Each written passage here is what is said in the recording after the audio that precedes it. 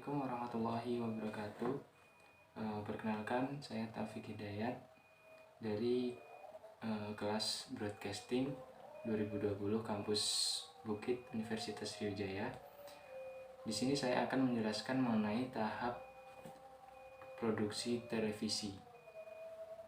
Dalam produksi suatu televisi, terdapat 3 tahapan yang dilakukan, yaitu tahap praproduksi, tahap produksi, dan tahap pasca produksi. Tahap praproduksi melakukan riset atau pemahaman mendalam mengenai tema atau background story yang akan dijadikan ide dalam program televisi yang akan disajikan atau yang akan dibuat. Setelah itu, tahap selanjutnya yaitu mengadakan pertemuan atau meeting yang bertujuan untuk membahas dan menentukan hal-hal teknis yang diperlukan seperti tata suara, tata cahaya, susunan, dan tata letak panggung serta tata rias dan busana, dan tentunya melakukan perencanaan biaya yang akan digunakan dalam produksi televisi tersebut. Setelah menentukan hal-hal teknis, setelah setting dari bagian teknis telah ditentukan, hal selanjutnya yang dilakukan yaitu menemukan talent atau pengisi acara. Untuk menentukan talent atau pengisi acara, diadakanlah suatu talent casting. Dari talent casting atau dari casting yang dilakukan akan tercipta atau akan ditemukan pengisi dan pemeran tetap yang akan mengisi acara, dan dilanjutkan dengan mengadakan pra-studio rehearsal.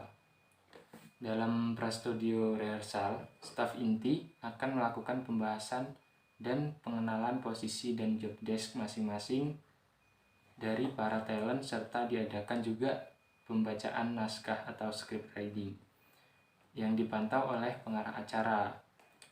Setelah tahapan itu selesai, akan diadakan uji coba di studio, di mana para talent atau pengisi acara melakukan latihan sesuai dengan naskah yang telah dibuat. Setelah tahap praproduksi selesai, akan lanjut ke tahap produksi.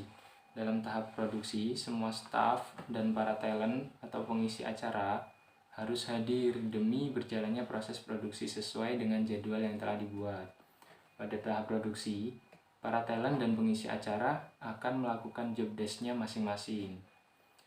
Para talent atau pengisi acara juga akan menggunakan properti atau wardrobe sesuai dengan job desk-nya, serta dilakukan pengambilan gambar atau adegan sesuai dengan naskah yang dipimpin oleh pengarah acara atau biasa disebut dengan sutradara. Setiap adegan yang diambil nantinya akan ditinjau kembali oleh pengarah acara dan talent yang bersangkutan. Jika hasil pengambilan gambar atau adegan dirasa sudah sesuai, maka pengarah acara tidak akan melakukan pengambilan ulang, dan talent dapat melakukan pengambilan gambar atau adegan selanjutnya. Setelah tahap produksi selesai, kita masuk ke tahap pasca produksi.